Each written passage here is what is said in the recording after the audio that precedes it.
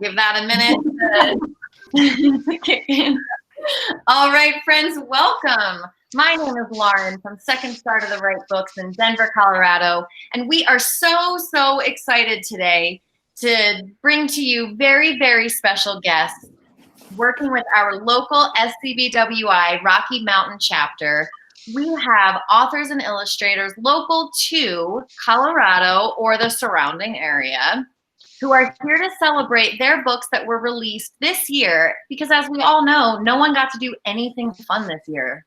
This was probably just the worst year that has existed so far. To introduce our panelists, they'll introduce the book they're celebrating, and then we'll get into the questions that we have for each of them. This panel that you're watching right now is the middle reader and YA panel, so we've got a nice little mix for you there. And on this panel, we have Jeannie. I'm hoping I'm remembering from your event. It's Jeannie Mobley. Very good, yes. Jeannie Mobley. And I'm the author of The Jewel Thief. It's a YA. Awesome, thank you. And next up, we have Darby Karchut. Did I do that right, Darby? You nailed it, Lauren. Well done, you. And I'm the author of On a Good Horse, my debut contemporary middle grade. Awesome. Thank you, Darby. Jim and Steph, I am not even going to try, or should I try? Kroepfl. I'm Stephanie Kroepfl, and we have a YA science fiction called Merged. Merged. Wonderful. Thank you. Sonja Solter, you are up next. This is my middle grade novel in verse, When You Know What I Know. Wonderful. Thank you, Sonja. Linda Osmundson, you are up next. This is my book, Bonnie in Between. It's an sort of autobiographical middle grade. Wonderful. Thank you, Linda. Samantha Cohoe? Cohoe, yeah. Yay! This is my book, A Golden Fury. It's a young adult historical fantasy. Wonderful. Thank you all for being here today. Everyone, please join me in a virtual round of applause to welcome all of our panelists and celebrate their new releases. Round of applause. Yeah. Because it feels like this year just didn't happen, so they're all new. That's just the way it is. Oh, I don't know. I feel like this year has happened and happened and happened. Never ending, right? So we have questions for our panelists. I will read the questions and then call on individual panelists to answer so that we don't have that awkward silence and then everyone jumping in at the same time thing that makes us all cringe deep down to our bones. So our first question for the panelists is, what was the inspiration for your story? And we are going to start this off with Jeannie. Well, my story is about the cutting of the Hope Diamond, and the inspiration really started when I read The Goldfinch by Donna Tartt, and I started thinking about how much I've always enjoyed novels that are about pieces of art. And so I started thinking, what kind of artwork could I write about? I thought about the Hope Diamond and its famous curse, and I started doing a little research, and I discovered there was a much more fascinating story to me in what happened with the diamond during the reign of Louis XIV. So that's where I took off. Awesome. Thank you so much. What a great answer. And Darby, how about you? What was the inspiration for you?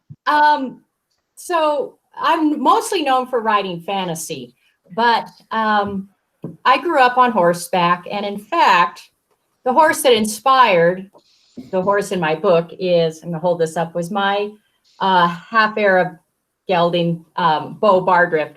This is when he was very young and was a dapple gray. And then this was him as an old man. Let's see if I can get that in there. Kind of an old man.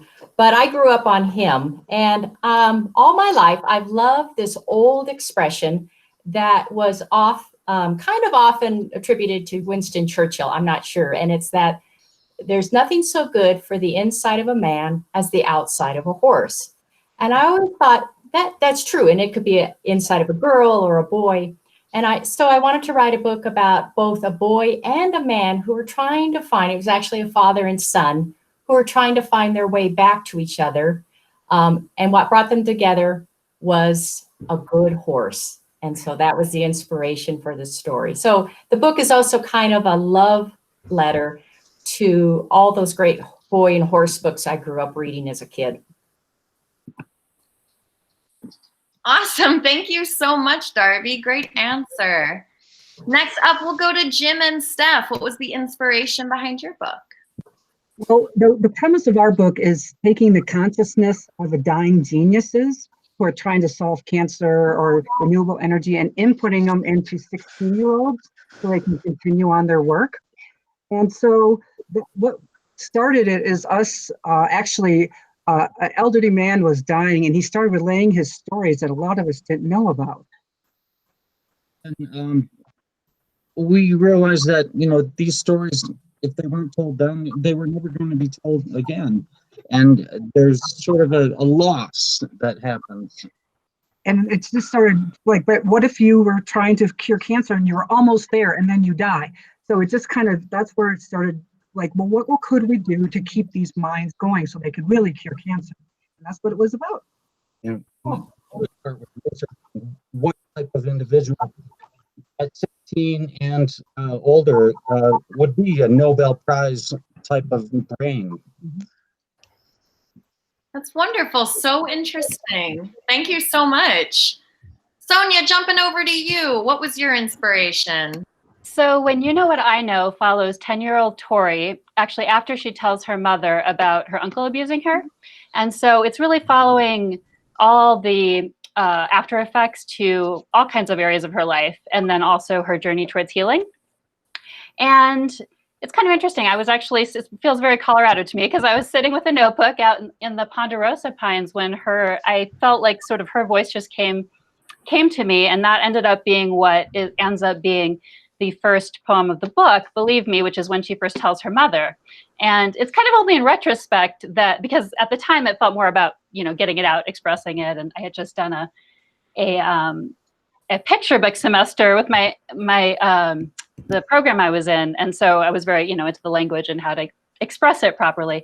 But, as time's gone on, it's really felt like she really wanted her story to be told. And it's sort of taken on that kind of a meaning for me too.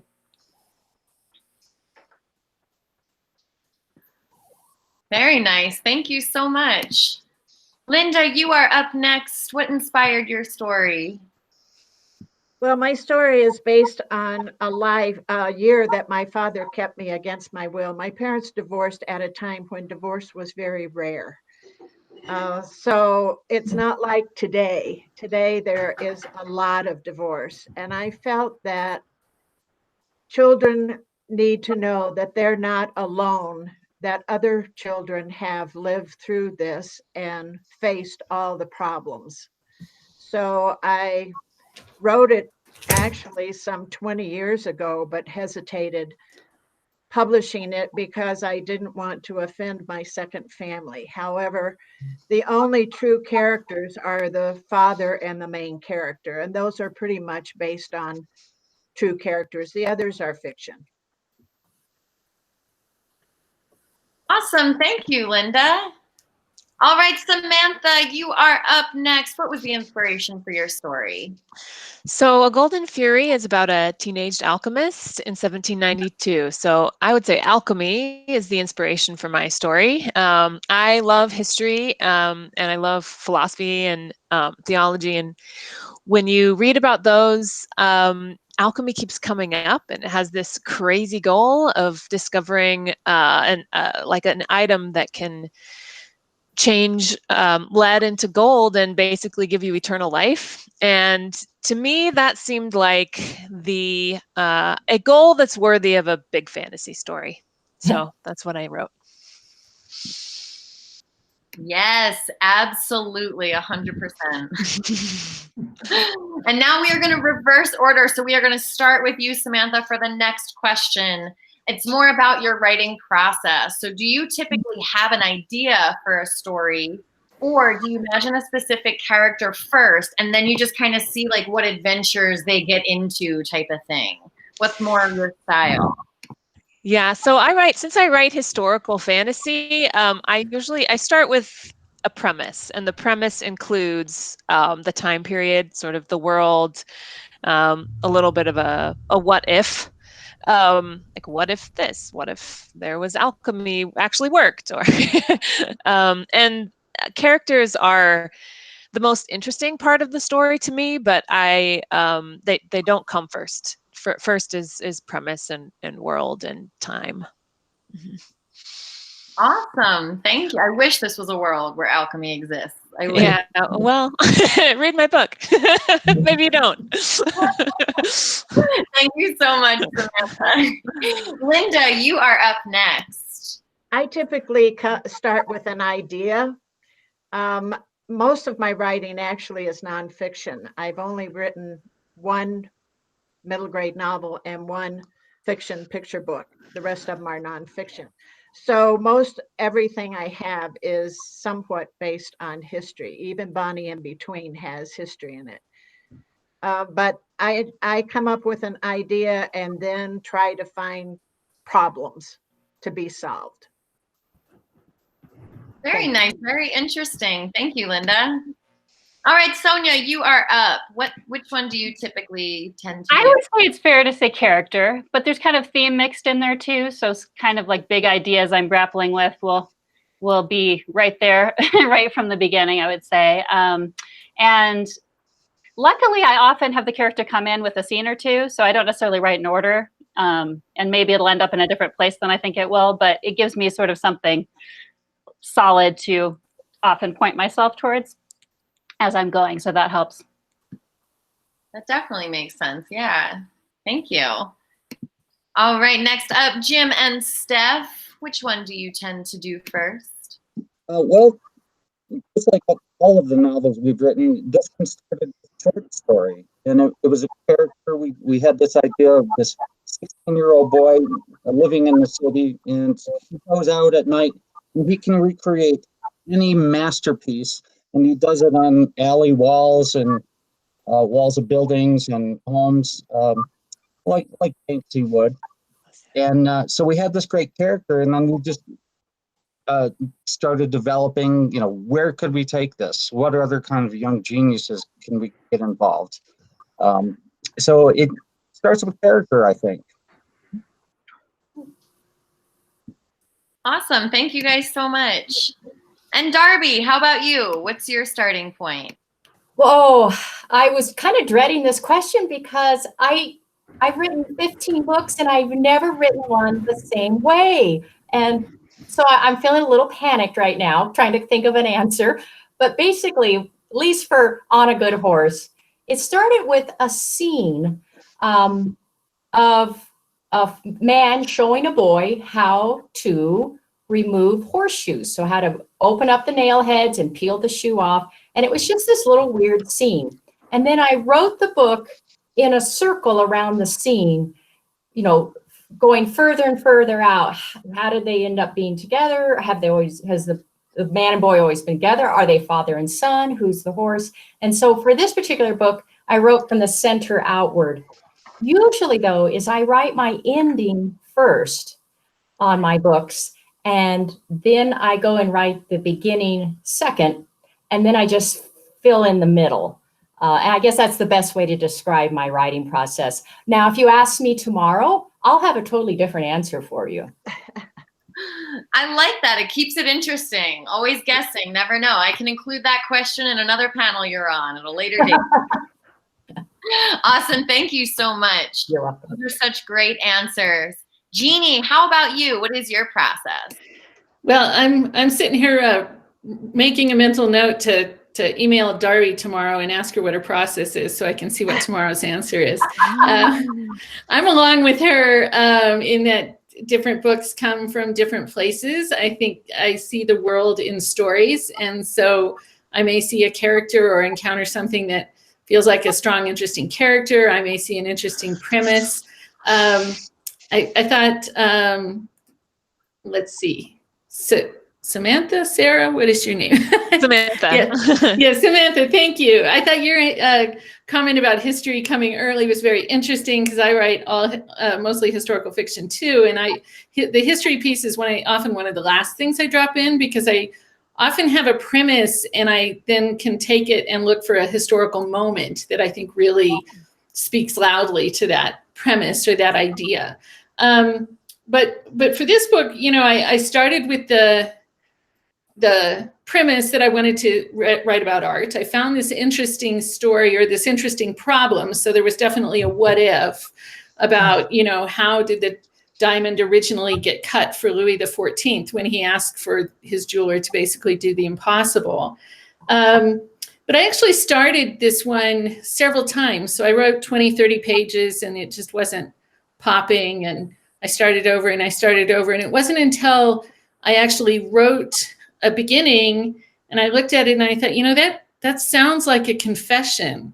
And that thought just made the character fall into place. And so it wasn't until I actually had the connection, the merging between character and plot line and story that this one really took off. So for me, I think all of it is important. It all has to fall into place and click. And it just sometimes starts at a different place and gets there in a different order. So, and actually I wanted to comment that the one I'm writing right now is set in 1792. So let me know where that alchemy shop is so I can have my characters drop by and pick something up. Okay. I might not like what they get, but. I love it. Thank you, Jeannie.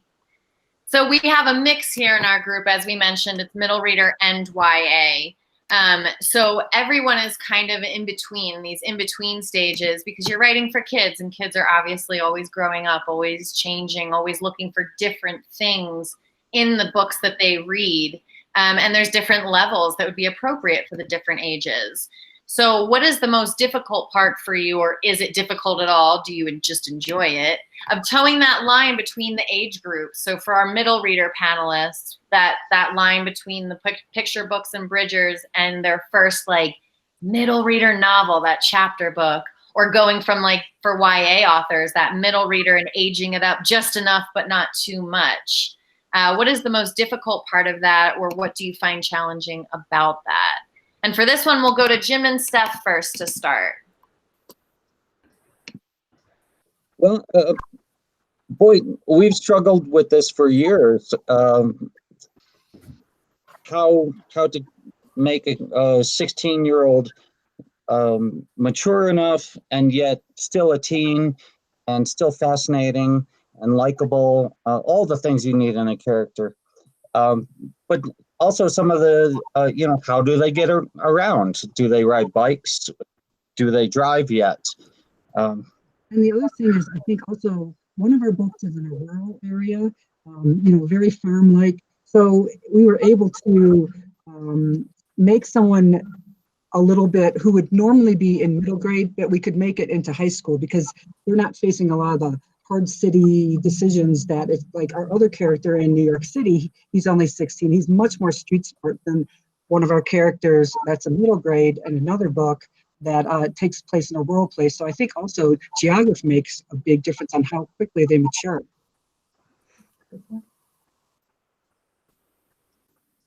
Look, I forgot to unmute that time. Absolutely, that's so true. Thank you. Very good points. And Darby, let's pop on over to you. What do you think is the most difficult part, or what did you struggle with in that aging up? Well, I actually started out writing younger YA and then wrote older middle grade. And then this last book, On a Good Horse, is right in the sweet spot for middle grade. And so I've always kind of been in that arena, I should say. Frankly, I think there's so many blurred lines between all genres, between middle grade and YA and new adult and adult. And, storytelling is storytelling. And, it's an art form that it almost doesn't matter in some ways, the age or the audience. It's just good storytelling. And we all love a good story. That said, of course, there are certain things you don't want to do with a middle grade book, you could do with a YA book. Frankly, for me, it's never been that much of a struggle.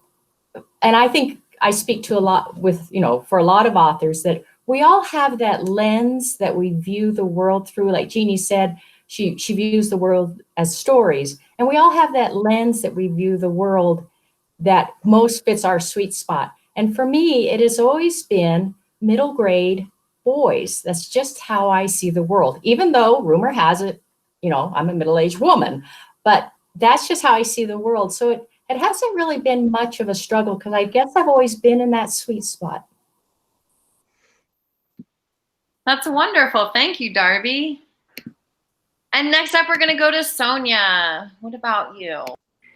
Yeah, so I also write YA in addition to middle grade, and I don't feel like I've had too much difficulty with it. And I think for me, it's because, I guess it's the lens also, but the voice, I was going to call it the voice, just feels so distinguished to me. And that may have maybe both from my own memories as well as a lot of reading of middle grade and YA.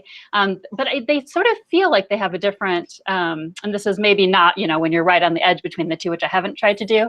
But they feel like they have sort of a different voice to me, I guess, is the best way I can describe it. And so, yeah, I enjoy that difference, actually. It's fun to write both. That definitely makes sense that they have that different voice. You can almost like hear them talking. Wonderful. Thank you. Jeannie, how about you? Is this something that you struggle with, or what is your feeling? So I feel a little guilty here because everybody's making it sound so easy, but yes, this is definitely something I struggle with. So my first novel I pitched as a YA, and my editor acquired it and said, "Oh, honey, it's in middle grade." And I ate the character down. And my second book, then I pitched as a middle grade. In retrospect, I realized it should have been a YA. My third book, I pitched as a middle grade, and it was really a middle grade. This one actually kind of walked the line between YA and adult. And I wasn't really sure where it was, and my agent wasn't really sure where it was. So we actually sent it out to both YA and adult editors, and it went to auction with 3 houses, 2 adult editors and 1 YA editor. So, so I always seem to hit the cusp. I don't seem to sink very comfortably into one spot. But like Darby said, I think there's a lot of overlap. There's a lot of books that go both ways in multiple ways. You know, they say as much as 80% of the readership of some YA books are adults. I guess I've always felt like there need to be books for some of the readers who fall between the clear lines as well. My daughter was one of those kids who taught herself to read very young. She was a very advanced reader in grade school, and the things that were written at her reading level were not at her interest level because she was still a kid. She just read at a sort of a YA level. And, so I guess, though, that sort of has always stayed in my mind of, if I write a middle grade that's a little more mature in the language, or a YA, but it doesn't have any really racy, sexy topics in it, that's all okay because those readers are out there as well. Awesome. Thank you, Jeannie. Samantha, let's jump down to you. Do you struggle with this? So I think I don't write middle grade. I find that voice to be really difficult to access for me. So for me, it's more, my struggle is more keeping my teenage young adult characters from being too much like a 35-year-old woman who's writing them. And I am aware, yeah, like Jeannie said, a large percent of the YA readership is adult, but we have to, we really do have to be writing for kids, and that means finding that finding that sweet spot with your protagonists where they are both lovable and also teenaged, which often is not a lovable time. It certainly was not for me. So I would say that is my biggest struggle is keeping my protagonists authentically the age that they are, and maybe I kind of let them be annoying. So, but keeping them from being too annoying, I guess. That's a balance I didn't even think of. What a great point. Awesome. Thank you so much. Linda, how about you? Is this something that you struggle with? Actually, no, because I don't see a fine line between picture book and middle grade. picture book requires a designated amount of pictures. The scenes in a middle grade novel create the pictures. And yes, it's nice to have some pictures there. But I have 4 picture books, and they are for ages 7 to 107. So, you know, the novel is definitely a middle grade, and the voice is a middle grade. But with my picture books, the voice is for all ages. I see a fine line between picture book and magazine story. Very often in our critique group, someone will read something they think is a picture book, including me, and it doesn't have enough pictures. It's really a story for a magazine. So there's where I see a fine line, but not otherwise. That's a really good point, Linda. I've never heard anybody put it quite that way, but I know exactly which items and critiques you're talking about. So it's a really, really good way to think about it. Thank you. That is, what a good point. I had not thought of that either. That was wonderful, Linda. Thank you. All right, and our last panel question today, as we mentioned in the beginning, these are our authors from our local SCBWI chapter, the Rocky Mountain chapter. And it's just such an amazing group, such an amazing community. We love working with them. We love doing events with them. But also just the community itself is very, very special. And so our last question is actually about that community. So how has this SCBWI community, the critique groups, the webinars, any part of it, how has that affected your writing, but most specifically this story, your latest release?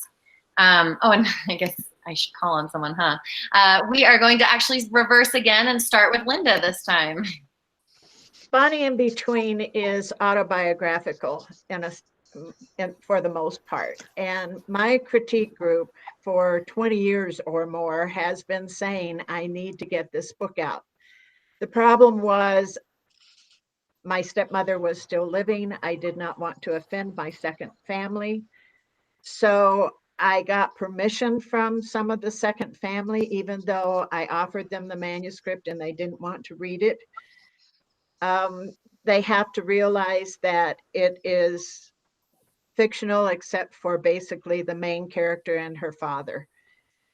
My critique group has lately pushed me to do this book, and at my age, I don't care to wait 2 years or 3 years for an editor to come back. So I self-published it.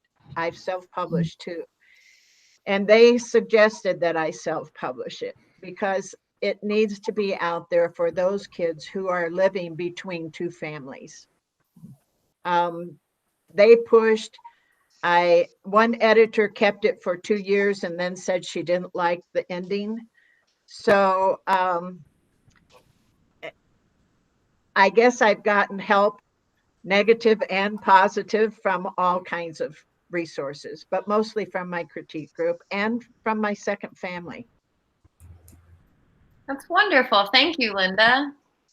Samantha, how about for you? How is SCBWI? Yeah, so SCBWI gave me my critique group. And that critique group is really, they kind of gave me this book. Yeah, we met every month for a long time at Annie's. Now we're meeting virtually, but it was shortly after I joined that critique group that I started writing A Golden Fury. I mean, they read it in early chapter versions. They read the first draft that needed to be savaged. They did the savaging, but they were also very, very encouraging. And I love my critique group, so I really highly recommend that everybody get one through SCBWI. They've been a wonderful experience for me. Wonderful, thank you. And critique groups can be kind of scary, so I think that really speaks to the community. If it's something that you're actually saying, like, yes, do this, I recommend this, it was not traumatic. They are scary, yeah. You do have to get a good one from a good community, and I think SCBWI is it's a lot of really wonderful people in it, so that's a great place to start. Wonderful, thank you, Samantha. Jeannie, you are up next. Well, from the technical end, like others here, I've had wonderful critique groups and critique partners, and lots of wonderful opportunities to expand craft with SCBWI. So that's all been pretty great. But I really think that the central, most important thing that my community of writers does is just keep me alive. So, I think before you're published, you think you're going to go through that golden door and then it's all going to be this easy, happy time. And in fact, it's got some hard ups and downs. It's always a roller coaster, no matter where you are in the process, except for Darby. She always just nails everything. But for the rest of us, no. But later. I have to say that this book took me to my highest high and my lowest low as a published author. So I wrote a first draft. It went through a lot of critique and I've got so much fabulous feedback on it. And I thought it was really wonderful. And I sent it to my agent and she wrote me back after a while and said, "This book sucks. I'm dropping you as an agent." And yeah, exactly, Samantha, that's exactly what I did. Right? And, it was the people who kept me alive and kept me going and told me, you know what, she's wrong. It's great. And I don't know that I would have kept going without them. But I did, and I got out there again. I submitted it. I got a new agent, and it actually went to auction among 3 different houses. And it's the only book I've had so far that's gone to auction. So it's really important to have those people who have your back and who have that understanding of things. Where you just can't keep perspective in this industry. It's not. Everything is so subjective. Things happen for seemingly no reason at all. It's chaos, and they have my back. They have my chocolate. They have my glass of wine when I need it. I couldn't live without them. That's so sweet, Jeannie. Thank you for sharing that. What a wonderful community. Sonja, how about you? You are up next. So I really have to agree with Jeannie there. I don't even know. I can't really enumerate all the ways in which I'm a part of, several different writing communities, but SCBWI has definitely been one. I don't have my critique group through there, but just right from the beginning. I mean, that's honestly like how I really got serious and got into my writing in the first place, and it just developed from there.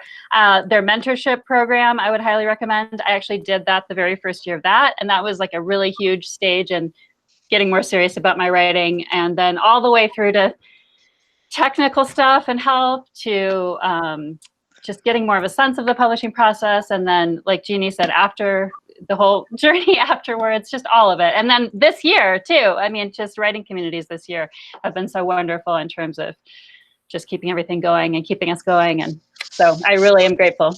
And I advise everyone to take advantage of all of it, because there's really the resources out there and the community. Wonderful. Thank you. I'm so glad that group could be there this year, because this really was a hard year to get through. All right, Darby, you are up next. I agree with everybody that our local chapter is just phenomenal. And I've said this before, I think we have one of the best chapters in the whole United States, maybe the whole world. But, now that we're recording this, we can make this, true. So that, and I get so much out of being a member. But now I must make a confession oh dear, I've never had a critique group. I had a beta reader years ago who was pretty brutal with me, and she passed away, and I haven't had one yet. So I have been, sitting on an island talking to a volleyball named Wilson quite a bit with my latest books. But I have to say that I was a teacher, a 7th grade social studies teacher for 15 years in Colorado Springs. And I spent so much time talking with my students about what books they loved. And they read my books, and they were with me as I started my journey. I would actually write for a few minutes every lunch break, and the kids would come in with their lunches and, read to us what you've written so far, Mrs. Karchut. So we would. And even though I'm no longer a teacher, I still go, or at least virtually now this year, I still part of their lunchtime book club. And so I guess my community is really 7th and 8th grade boys and girls, which is great because that's kind of the age I write to. And a lot of them, even though they've graduated from high school, still email me periodically. So my group is, my little clan is still, the ones that can't quite remember their combination on their lockers. That's so wonderful. I know how that goes. I can't remember anything anymore. Everything is the same. Thank you, Darby. All right, last but not least, Jim and Steph. What has SCBWI meant for you? Well, we live in Grand Lake, Colorado, and we have a house. Yay! That was a big couple of weeks. And so we don't have a lot of resources in this tiny little area. And so when we go to the conferences held by SCBWI, that's where we really get to see our fellow writers and authors. When we started, they helped us pitch. They helped us refine our pitch. They helped us understand how to navigate finding agents and finding publishers and all that stuff. We were business people. We didn't know the whole industry of publishing, and that's where we learned it from, is SCBWI. I can't wait for the conferences to come back in person, because it's magical to walk into a room and you can meet Lori Holtz Anderson and learn from her how she does her research, or Henry Winkler and how humor is so important to a character. Learn from Richard Peck how he would go into a bookstore for a whole afternoon and just read first lines of books. So that just made us so much better as writers and as fellow writers, how we interact with writers and get to help each other pitch, and that helps hone the story when you can put it down into a paragraph or just a sentence. And that happens when you get writers together. Yes, that's my favorite thing, getting writers together. That's what I love to do best. Those were such great answers. Thank you all so much. We have just enough time for our super special secret surprise. Authors, if you have your treat, please grab it now. Mine's in the freezer, so I will be right back in just a second. Stay tuned. Don't worry, my apartment is small. It won't take me long.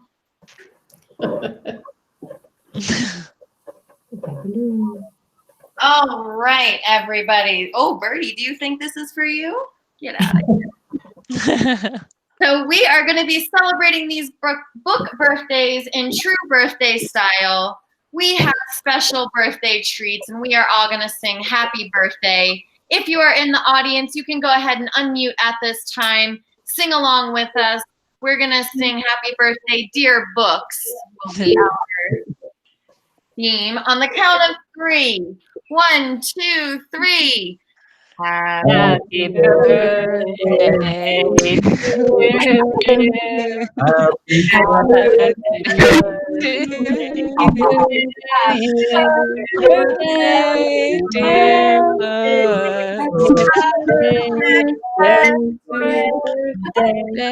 To you. Yay! Thank you all so much for being here today. Thank you for joining us, to all of our panelists. Thank you to Rondi with SCBWI for helping us put this event together. Thank you everyone in the audience for joining us today. If you did not get your chance to order any of these amazing books, Britt just shared the link. You can go ahead and click on that, get your copy. If you already pre-ordered, I'm about to set my apartment on fire again, my goodness. Again. Pre-ordered your book, a staff member from Second Star will be in touch to let you know when it's ready to pick up or will be shipped. Thank you all again so much for being part of our community and joining us today. I'm Lauren from Second Star to the Right. Have a great day. Happy reading, everybody. Thank you, Second Star. Thank you. Thank you. Bye.